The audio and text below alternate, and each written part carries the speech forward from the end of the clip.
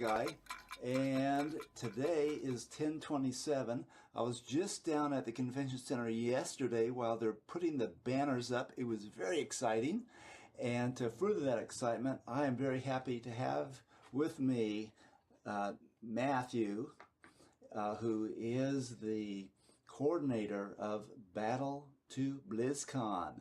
How are you doing? And good morning, Matthew. Good morning. And by the way, I should add. Well, let me finish my introduction, or my interruption, I should say. Do you go by Matthew or Matt? Matt. Matt. Okay, Matt, you can uninterrupt my interruption. Go for it. I am feeling just fine and excited about BlizzCon. Yeah, I have seen you several times at BlizzCon, but didn't make all the connections. And the connection is, you're the... For me, all I knew is you were the flaming red hair with the dark beard. Right. That I saw everywhere. Every time I looked around, there you were. You're hard to miss. And when I looked at pictures from BlizzCon, I see you popping in and out of almost every picture I could find, especially when I started to look on Facebook. Mm-hmm. How many times have you been to BlizzCon? This will be my 7th. Which is a lot. That means you were over the bridge year when there was no BlizzCon, right? That's right. That's after 2012. I went 2011 and I was back in 2013. I guess they needed a year to adjust to you, Matt. That's right. But you also got excited and you decided to form a Facebook and an activity called initially. Well, tell me how the name changed and where we're at now. I think it's kind of interesting to me. Well, it used to be the Road to BlizzCon. The initial group was only about 70 members. It dealt with travel, so on and so forth. And I actually wasn't the original page owner. Which is kind of an interesting story, but after BlizzCon one year, he actually just left the group, and the admin came up, and I took it. And at that point in time, it really was. It was only 70 members, and I was like, well, you know what? I could do something with this. So here we are now. That was 2013, I want to say, 2014, before the BlizzCon 2014, and I'd taken it over, and I was like, I can make something of this. So, I mean, it's not that big of a group now, but it's more than 70 members. No, that's good. We have now, that's 748 members. So that tenfold, that's not too shabby. No. But yeah, that's but the name change came. It was called the Road to BlizzCon then, and then all of a sudden, well, not all of a sudden, but Blizzard starting having the Road to BlizzCon, the Hearthstone tournaments throughout Europe. And I was actually getting people that wanted to join the group that dealt with just that, and I'm like, oh boy, I got to change this. So we were sitting, me and one of my admins, Matt Wang, we were sitting in at BlizzCon, not last year, but not 2016, but 2015. And I said, we need to change the name. And he sat there and he's like, well, how about Battle to BlizzCon? And I'm like, perfect. So we changed the name. So that is the illustrious historical name change of the Battle to BlizzCon. So, in addition to being a source of kind of connection and fellowship with all the BlizzConners in the group, what else do you do? What's your focal event? Well, our focal event, or what do we do? Or what we do is help with travel. We're all about travel as far as accommodation, flights, however you want to get there. That is what we deal with. And even from hotels, I have local admins, and I also have foreign admin. So I have Oh, admin. I have admin in Sweden. I have one in Australia. I have one in Canada, and then 3 here in the States. I have one local. Actually, one of my local admins is Dan Miller. Um, so he lives in Orange County. He's a big cosplayer too. So well, okay, let's say I'm in Norway and I'm posting about what's the best way to get to California. Uh, so the Swedish admin may particularly weigh in on suggestions. oh yeah. But I also he would definitely on that one. He would definitely chime in. But I mean, I have pretty broad range of members from all over the world. I don't have the largest group, but I have probably best variety. You bought the variety pack when you were checking out, right? Yeah, we are definitely very international. So by now, everyone's already made their arrangements. Maybe you could talk a little bit about uh, local eateries that you've found to be good, Oh restaurants, yeah. bars. Go for it. Oh, most definitely. Well, it now there's of course there's all the hotel places and stuff like that. Hilton's is going to be very convenient because it's right there for a lot of people, but it's going to be a little bit on the costly side. But the Hilton also has a food court, almost like a mall food court. So there's going to be Starbucks.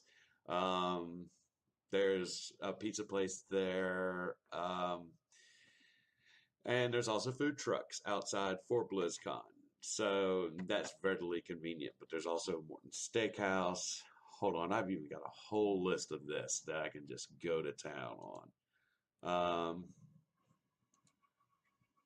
There are like the Coffee and Bean and Tea Leaf that is on South Harbor Boulevard. As far as your coffee, of course, there's a Starbucks in the Hilton and the Marriott. Um, there's a 7-Eleven, there's a CVS. What a lot of people don't understand, though, is in California, and you got to elaborate this, liquor is considered just straight up retail. So you can get liquor anywhere in like a CVS. Um, you don't have to distinctly go to a liquor store. As far as other food places, Baja Fresh Mexican Grill, Sabaro, Just Grillin', and Submarina are in the Hilton Food Court. We also, Marriott restaurants, they have a Pizza Hut in Fuse. There's also Morton Steakhouse, Chris's Steakhouse, Ruth Chris's Steakhouse, the Sandbox Bar and Grill, and that's in the Desert Palms. I've tried it. It's good for grabbing a quick bite, but if you're going for full dinner, I'd recommend other places. IHOP, this is a pretty popular place because of its location. It is for an IHOP kind of costly because, well, Disneyland. Um, there's also Denny's. There's like 4 Denny's in the area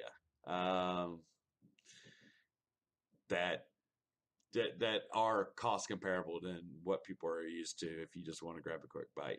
Of course, also there's different restaurants. There's Fire Ice Bar and Grill, Cheesecake Factory, California Pizza Kitchen, McCormick Schmick's Grill, Roy's, Bubba Gump Seafood, PF Chang's. There's a lot of restaurants in the area. So, but those are, and then the bar we're having our event is Clancy Sports Bar. It's just a bar. I mean, they have food too, but it's not really nice and fancy. It's just a pretty much sit down and eat sports bar. So, and it's Well, pretty good and reasonably priced. yeah, especially when the name of the event is washing off the road dirt, Yes, right? sir. You Yes, want to sir. sit down, have some greasy bar food, and have some cheap. No, I'm sure they're not cheap, but are they more They're reasonably cheaper. priced? Yeah. They're a whole lot cheaper than the Hilton is.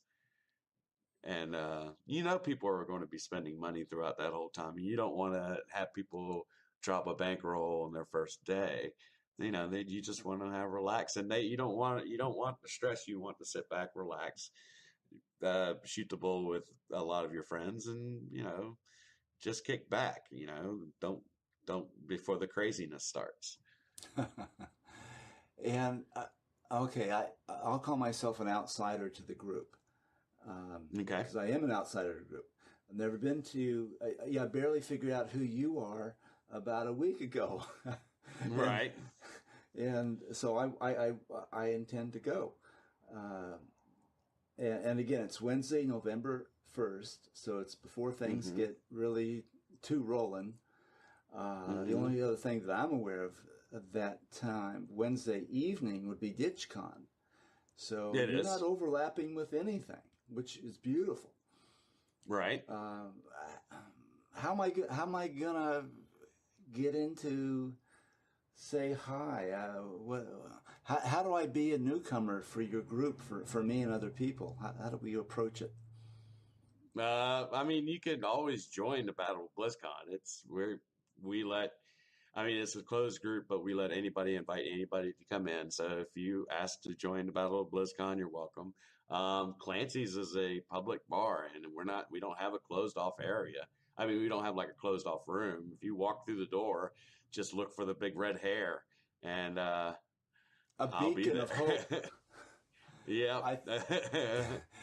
It's good to have one recognizable person, a guy with the big red hair and the very black beard. We tried. Yeah, that's right. We tried this interview about a half an hour ago, and I couldn't get the whole streaming thing to work. So that's why we're audio only today. But I wouldn't have recognized you. I for some reason, this is probably this is like, what does a TV personality look like when he's not all duded up? You're a guy with sandy blonde hair and sandy blonde beard, and I wouldn't have picked you out of a police lineup as being Matt from Battle to BlizzCon. Right. I love it. Now, well, thank you. Yeah. How long you go? Thank you. I think. How long have you been doing the red and black? The red and black. This will be only my third year doing it. So okay. Yeah. This out of the 7 BlizzCons I've only done. This will be my third doing the red hair and black beard. So I just I was like, you know what? Let's do it. I will definitely stand out. You do. Right. And we should also mention, along with my fail on the video, you have construction going on upstairs. So, there they came in on cue. Yes, they did. Yes, they did. Tap dancing elves, courtesy of you're in Florida, right? No, I'm in Dallas, Texas. Oh, okay. You sounded more. That's actually more consistent with your voice. Right, but I'm not from Dallas, Texas. Oh, well, where are you from? I am from Charlotte, North Carolina. Okay, that shows my depth of ear when it comes to telling where people are from, for sure. Yeah, Southern accents have their nuances. It's hard to pick them out. Well, so when someone... So we're gonna even better. There's a dentist that moved in too. That's right. But yes, you can hear them pounding away. So I really look forward to meeting you in person again, knowing who you are and not just knowing you as red hair, Blackbeard. That's right. So you've been a lot of times. And so for someone who's maybe coming the first or second time, let's just talk about negotiating, getting around. How do you usually get around the Anaheim area? Well, that's the thing. It's actually pretty convenient. You could pretty much do everything right there within a 2-block walking distance.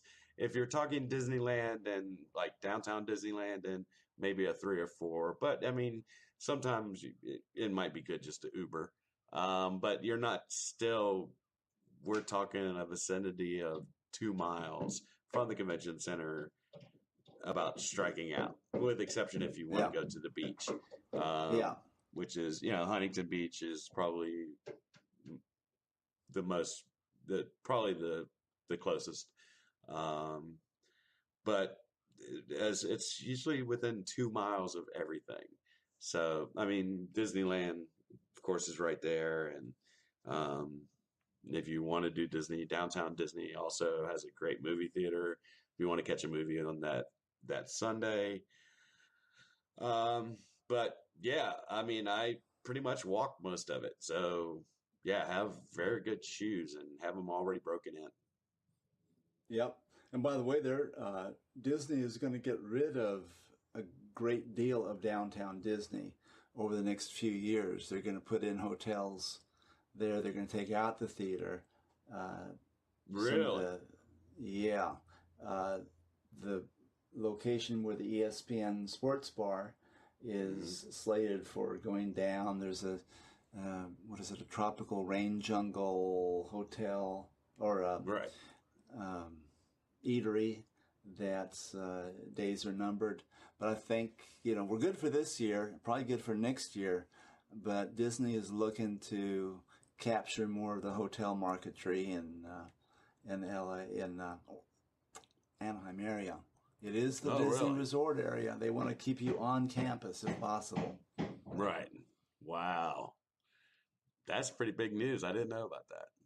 Yeah, that was just in our local newspapers here in Orange County a couple, 3 days ago. Oh, wow. Even the carpenter upstairs is upset about that. Nah, that's right. He's pissed.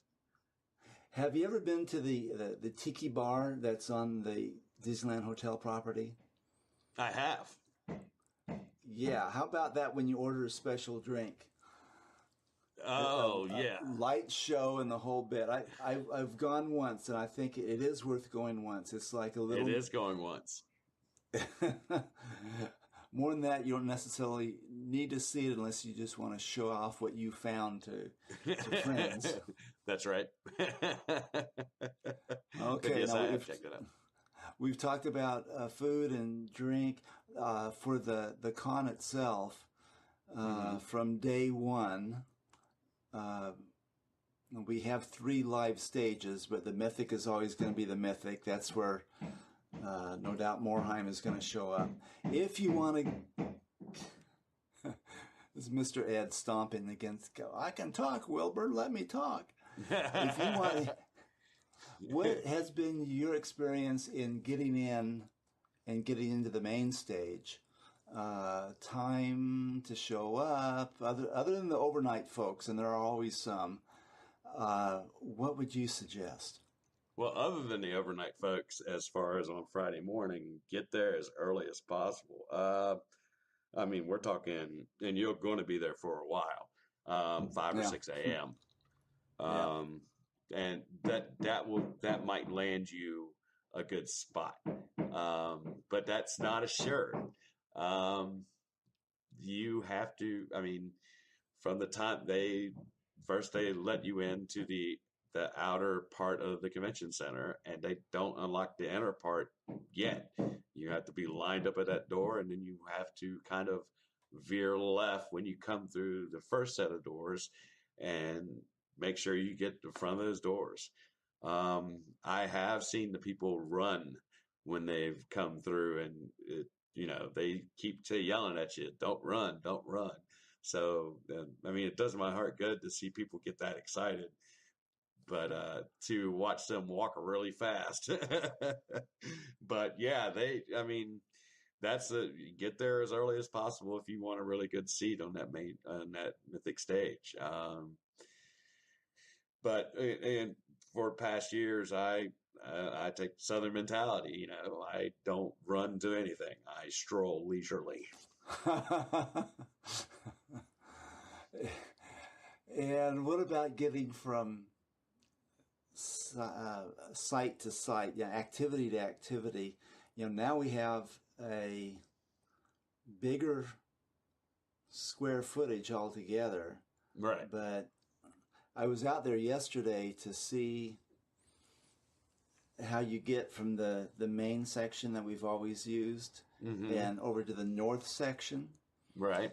And it looks like the activities over on the North Hall, which you reach by I want to call it a land bridge. It's like on the second floor. It goes from second floor to second floor. Right. You got to get to the second floor on the main building, which is often tied up with escalators. It is.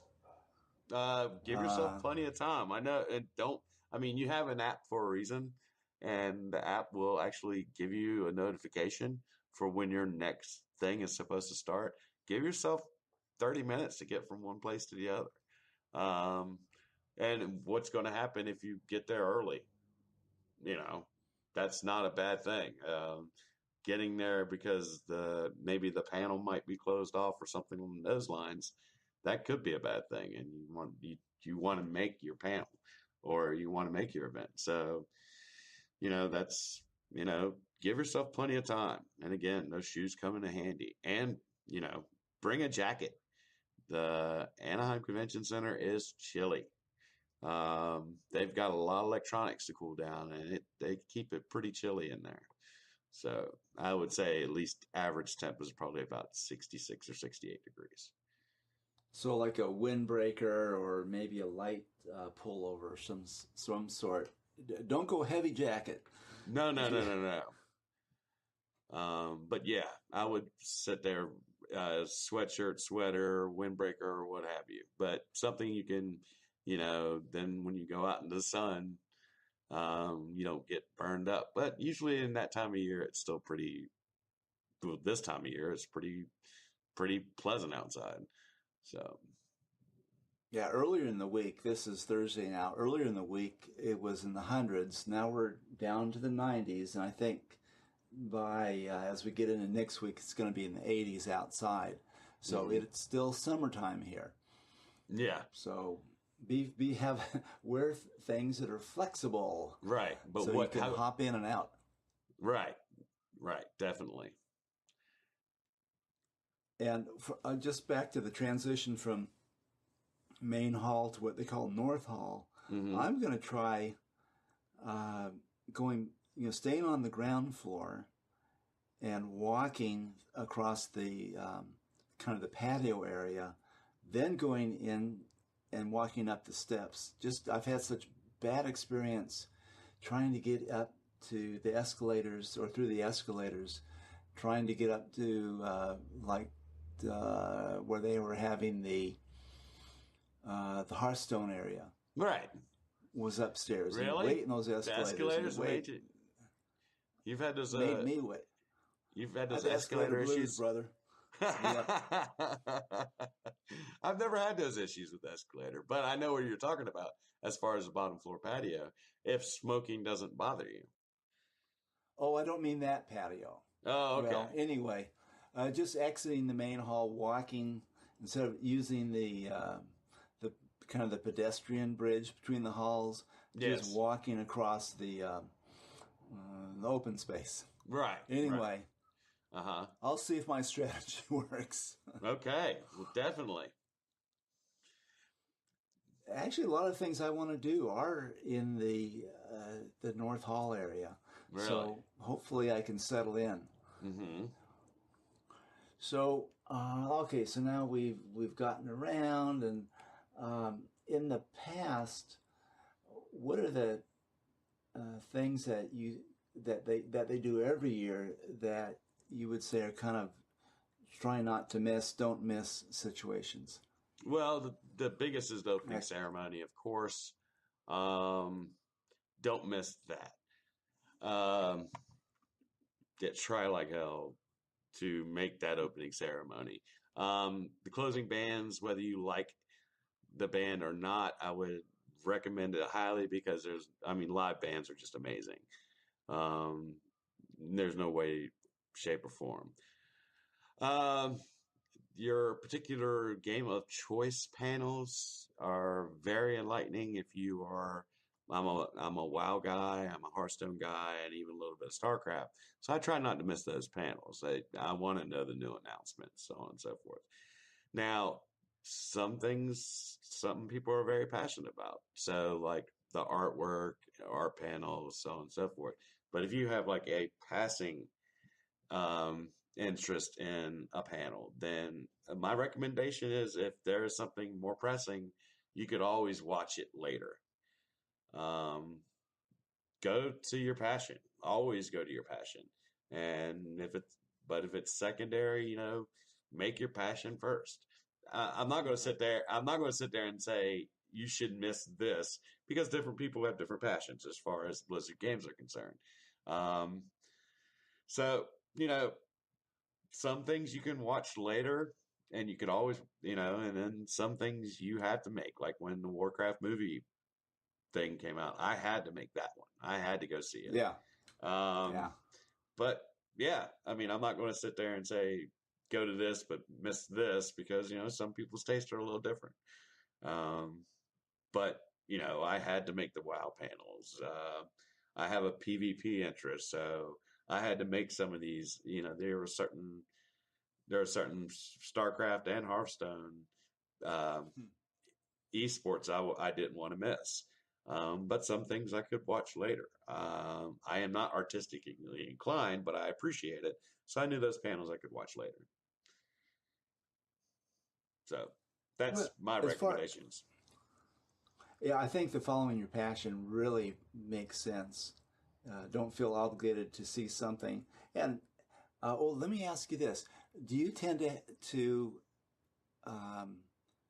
experience BlizzCon with a group, and do you decide together, or do you hang with a bunch and then separate off in different directions, then maybe cycle back together? Or how do you handle the varying passions if you're going with friends? Well, me personally, I am a go with it. I mean, I will be with a group like in line or something like that, and I will hang out with a group. But if there's something particularly I want to check out, then I'll peel off that group and meet up later. Some people who travel in groups, they will sit there and they will be in that same group the whole time, and that's fine. But communication being as it is, it's not a hard thing for me to get up with somebody. Now, 2010, it was, I mean, not rough. I mean, still everybody had cell phones, so on and so forth. But, it's now, I mean, it's like, okay, I'm going here and I'll let you know when I'm out of this panel or so on and so forth. And if somebody wants to come with me, that's fine. Or if somebody has an interest in a panel that I want to go to, that's fine. But I usually do start off in a group, like opening ceremony, so on and so forth. And then I will go from there. But I keep it pretty loose and open, me personally. Now, solo people going for the first time, get in with a group. But don't let it dictate everything. Do what you'd like to do what you'd like to see, and you can always meet up with them later. And we know this. We know where everybody's going to end up at the end of the night, and it's usually at the Hilton. Yep. Okay. Let me ask you the room is divided on this. The house is divided. Saturday night, DJ, no DJ at Hilton Bar. What's your... you know what? People get upset about this. I am indifferent because the reality of it is Saturday night, that Hilton is so loud. It doesn't matter. I've had people to sit there and say, but it'll take away from the conversation, blah, blah, blah. You know what? No, it doesn't. That Hilton lobby is loud. And you get everybody in there, it doesn't matter. You throw in the DJ, and we've had this experience last year. The DJ, it is louder and adds music, but I've been there when there's no DJ and you couldn't hear anything. I mean, you can't because it's so loud. There's so many people in there, and you can't have a conversation. And it's, but I was indifferent either way. But there are some people, yeah, this was especially last year when it came up. There were people getting very passionate about it, and I'm like, yeah, you know what? You can't really hear anything in there anyway after Saturday night. You get a very packed Hilton, um, and it's it is what it is. So what, they had a DJ. Eh, it was kind of cool, but I don't get that upset about it. Yes, there were some very passionate cries about the DJ. I remember it very well. Okay. Okay, speaking of the hospitality industry, Yes, sir. you are in that industry, correct? I am. And what end of the business of that industry do you particularly handle? I'm a bartender. Excellent. Okay, we're going to have a lot of bar attendees, Right. and I'd like to get your take as a bartender. What makes for? I know people have their own ideas of fun, but from a server perspective, a server of those elixirs, what makes for a good guest, good patron? Well, and I do this all the time. Especially with if you're talking about a very packed bar, be patient. Um, a lot of times these bartenders are moving as fast and as quickly as they can to get your drinks taken care of. That's what makes a good guest. Simplicity is the best thing, unless it is always easier to sit there and make a rum and coke versus a Mai Tai, or a craft cocktail. Now, some places specialize in craft cocktails. Go to those places that specialize in those craft cocktails, but the Hilton Bar on a Saturday night after the band's played, and not a place you want to get a craft cocktail in the middle of, like, when you're four deep at a bar. You want to get it and go. And the drink of choice at BlizzCon, it still baffles my mind a little bit, is the Hurricane. You will see them all over the place, and just my wonderful nerds choking down Hurricane like it's going out of style. I'm not very sophisticated, or maybe too sophisticated, but what is a Hurricane made of? It's Malibu Captain Morgan's Blue Carousel Pineapple. So, okay, so it's like four well, bits in there. Yeah, but there's not usually there's not liquor in a Blue Carousel, and of course pineapple juice, but the Malibu and the Captain Morgan's too. So yeah, people, for some reason, that is the drink of choice at BlizzCon, and it does still baffles my mind. But I was like, okay, to each their own. Let me ask you, if I have a drink, and let's say I hit it on the right night, and they haven't jacked the prices up too much, and let's say the drink itself is $8. Oh yeah. What's an appropriate tip for a? What's kind of low, medium, and high for tipping? Well, if it's $8, low would be $1. Medium would be $1.60, and high would be $2. Okay, so it's the what about 15%, 20%? We're talking bartending. That's a whole different ballgame to a degree, yeah. But the dollar on $8, yeah, it'd be closer to the 15% mark, and that would be on the low end. But yeah, but okay. if you keep getting drinks throughout the night, so on and so forth, and you keep doing that, you'll be fine. Just don't stiff your bartenders, or your bartenders won't take care of you. Especially in an environment like that. Bartenders have pretty good memories. Survival. Yeah, if you want to get that drink quickly, there's nothing wrong with greasing that palm, and then they'll trip over each other trying to take care of you.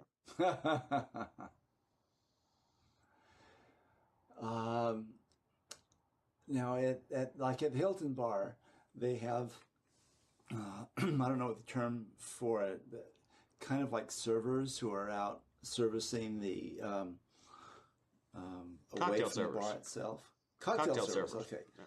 Tell me about cocktail servers and how I interact with them, and is it different from interacting with a bartender? Yeah, interact with them. That's if when they're out there now, it will take them a little while usually to get your drink to you, like on a Saturday night, like Saturday night after the band plays, it's going to take a while, and the place is packed. But they will get you a drink, and they will bring it back to you. And more than likely, if you want to run a tab with them, they'll take your credit card, and you just run a tab. Um, but it is better than trying to fight the bar. Um, but it will take a little time for you to get a drink. That's it. So it's choices. Choices. Yeah, choices. it's choices. If you have a cocktail server, then take advantage of them. By all means, if it will keep you out of that line. We're trying to figure out where the line is. Yeah, if it's 4 deep, you don't want to get that bar. And, let me just ask you about a safety issue and whether you've observed it. I mean, I hear about drinks being spiked, adulterated, between the bar, not from the bartender, but between the bar and the person who receives it. What stories, if any, have you heard about that from your group members? Actually, from my group members, I haven't heard any stories about that. I have in other groups heard about something like this, but it's kind of I will sit there and say this is a good rule of thumb. If your drink doesn't come from a bartender, directly from a bartender or directly from a server, I wouldn't accept it. And yes, I've heard rumors of this, and I've heard third-hand stories. But I'm a little hesitant to share because the stories were third-hand. I have never gotten a primary story out of this. But yeah, it's just good practice. If it doesn't come from a server or a bartender, then I wouldn't accept it. But because, the possibility is always there. Yeah, that's just my advice. But no, I have not gotten firsthand accounts of any stories. I wish I had one, or I wish I had a story for you, but on that one I don't. Yeah, my stories are secondhand at best, and it just kind of upset me to think about that happening. That probably reflects my bar naivete to assume that things don't happen. But it's good for men and women to be aware that this is a potential event, either because someone wants to make you making you look foolish, or someone is trying to take advantage of you. Either way, I think the bartender server connection is the best way to get your drink for sure. It is. What about some of the other activities that are going on, like WoW had Con Before the Storm? What's your experience been there, and how do you go about enjoying those? I enjoy them extremely, and I have enjoyed them throughout several years. A couple years ago, Newegg had a party at the House of Blues. Little John was a DJ. Made my heart happy to see so many people enjoying themselves out on the dance floor. And level of inebriation was pretty high. There are a lot of events that go on.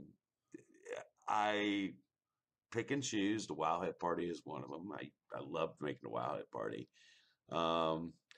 DitchCon's another one. Their first year was last year, and it was a pretty big hit, and I love going to that one. I have a lot of friends because after seven years of going to this, I've made a lot of friends. So of course, last year's was the Forge Party, which they don't have, but that was open bar and open food. Oh. No wonder it was a one-off. Yeah. Well, the cops That cost them a pretty penny. The cops closed that one down. Wow. Yep. I left before that, but I'm also part of another group. This is beer swap. So I went from that party to that party. But like I said, I don't run to anything. I leisurely stroll to every one of them. But the Wow White party is a big one. DitchCon I love. I will probably make a couple more throughout, but those are my favorites, other than my own little shindig. My little one is just because it's not one, it doesn't ask for anything of its members. I'm pretty much just saying, okay, everybody meet me here, and it's your tab, whatever, and do what you got to do. But it's casual, it's laid back. That's why I like mine. But usually by the time, DitchCon's that evening, I'll be good and lubricated and ready to party. The Wowhead parties have always proved to be a good time. So, but I mean, they're easier to find now than ever. Not only my group, but several other groups sit there and promote.